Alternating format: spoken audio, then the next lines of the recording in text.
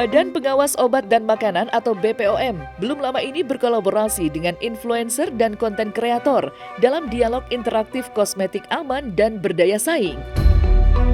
Dalam acara tersebut, sejumlah pegiat atau pelaku bisnis skincare kenamaan turut hadir menyampaikan pandangannya. Tidak terkecuali Dr. Agnes, dokter muda itu mengaku senang dapat berkolaborasi dengan BPOM. Lantas, apa harapannya ke depan terkait BPOM yang aktif menggandeng influencer dan konten kreator yang berkecimpung di dunia kosmetik dan skincare? Orang wartawan, saya menulis, berkembang menjadi seorang ilmuwan dan pendidik. Nah, sekarang ternyata diberi amanah sebagai kepala Badan POM. Tentu karakter itu tidak akan hilang.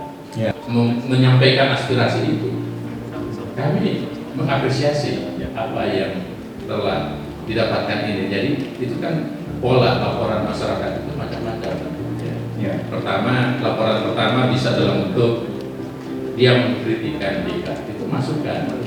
Kita menganggap itu sebagai laporan. Pak Dok diundang BPOM untuk dialog interaktif mengenai penanganan kosmetik ilegal.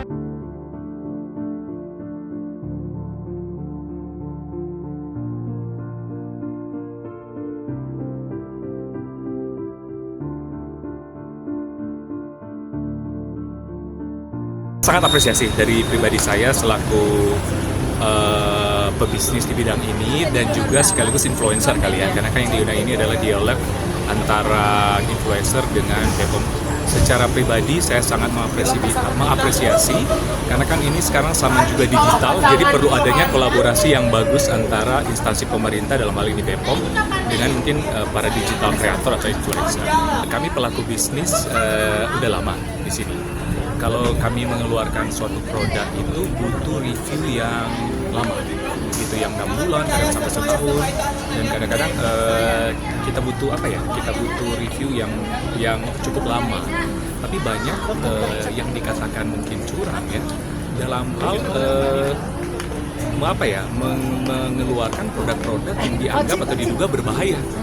Nah itu yang sangat dikhawatirkan sih. Kalau ada apa-apa ya boleh melapor juga ke BPOM. Gitu, karena kalau melanggar hukum juga mungkin ke kepolisian. Sementara itu, BPOM juga menyinggung influencer dan konten kreator yang mereview kosmetik atau skincare dengan mengambil otoritas BPOM sebagai badan yang berhak memutuskan produk kecantikan aman atau tidaknya bagi konsumen. Sontak saja, paparan BPOM mengarah pada polemik konten kreator yang kerap mereview produk kecantikan. Salah satunya adalah Doktif yang belakangan namanya viral. Lantas, apa tanggapan sejumlah konten kreator terkait permasalahan tersebut?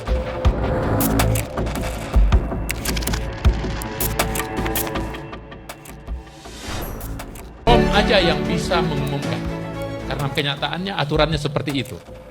Tetapi dokter tetap mengumumkan, kami juga tidak bisa bertindak apa-apa. Tapi tunggu, saya bukan mengancam. Bareskrim akan turun karena dari laporan yang lain. Ini jadi artinya statement itu Badan POM aja dalam konteks melindungi teman-teman. Bukan untuk kepentingan kami. Bukan sama sekali untuk kepentingannya Badan POM. Karena ribuan semua orang juga melaporkan seperti ini, produk A, produk B, laporkan dan sebagainya. Badan POM tidak akan kehilangan otoritas. Tidak mungkin negara lewat DPR membuat undang-undang peraturan menyerahkan aturan ini ke A, ke B. Karena memang lembaga ini punya otoritas. Ya sekali lagi, saya sampai beberapa bulan terakhir saya masih berpikir apa yang saya lakukan itu benar ya. Karena saya itu pengen kasih edukasi ke masyarakat, pengen kasih tahu ke masyarakat yang mana yang benar, yang mana yang salah, dan cukup berhasil. Masyarakat itu cukup tahu skincare yang merkuri bagaimana, penyalahgunaan hidroquinone bagaimana. Harus 7 tahun kalian coba lihat, masyarakat itu tahu ini skincare abal-abal. Dulu nggak ada yang tahu. Orang tuh nggak ada yang tahu bahwa ini etiket biru abal-abal. Sekarang orang sudah tahu semuanya. Tapi sekali lagi setelah saya renungkan karena banyak huru-hara yang terjadi, ternyata ini bukan tugas saya, ini adalah tugas BPOM. Dan ketika tugas saya diambil oleh orang lain, ditiru oleh orang lain, dan tidak sesuai dengan topoksinya, akhirnya huru-hara seperti ini yang terjadi. Mohon maaf ya, kalian boleh lihat ya, yang dulu jualan skincare abal-abal, ini tanpa menyinggung siapapun ya, yang dulu jualan skincare abal-abal, sekarang apa kerjaannya? Nge-review skincare abal-abal. Beneran, bahkan bukan dokter dulu jualan hidroquinone sampai 7%, sekarang kerjaannya apa? Nge-review skincare abal-abal. Bagaimana cara nyucinya? Kan saya juga jadinya, aduh kok cara saya ditiru untuk contoh ya? contoh, tapi tidak baik kan? Makanya saya bilang, ini sudah nggak baik lagi, ini sudah tidak tepat lagi. Makanya saya bilang saya mundur, dan saya ngakuin saya salah, ini pekerjaan bukan kerjaan saya, ini harusnya pekerjaan BPOM. Saya mundur dengan ikhlas, saya balikin semuanya ke BPOM. Dan saya harap BPOM juga bisa mengemban tanggung jawab ini penuh. Bukan review skincare untuk jadi ladang cuan. Review skincare itu membuat seolah-olah kita itu hati-hati ya. Review skincare itu bisa titipan. Titipan untuk menghancurin pesaing.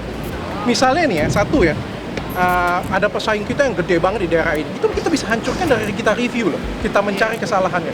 Dan itu sangat menurut saya tidak terafiliasi dengan siapapun dan saya selama 7 tahun tidak membela siapapun. Tapi di sini saya pengen tegak lurus. Tapi hal itu benar adanya terjadi. Bahwa ada titipan, ada namanya teman, ada namanya.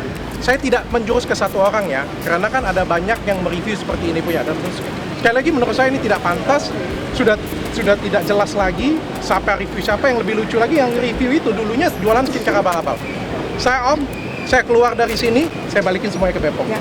Saya tetap akan mengedukasi kok, pasti. Jadi akan tetap, mengedukasi. cuman mungkin nanti caranya mungkin bagaimana gitu ya dok ya. Benar sekali. Gitu. Tapi yang jelas ya apa yang kita sampaikan selama itu fakta dan mungkin caranya aja mungkin agak sedikit berbeda mungkin ya. Tapi tetap menyampaikan edukasi yang sebenar-benarnya. Mungkin jalurnya tidak, misalnya kita melaporkan dulu nih ke Badan POM gitu. Terus nanti kita review, begitu nanti akan ada jalurnya. Doktif melihat perubahan yang signifikan begitupun di pabrik. Jadi setelah kasus ini viral, antara pabrik dan owner itu sama-sama saling cross check ya dok ya. Jadi nggak seperti dulu. Jadi pabriknya juga lebih berhati-hati dalam membuat produk skincare, ownernya pun juga lebih berhati-hati untuk menguji produk skincare-nya ke lab sendiri mandiri.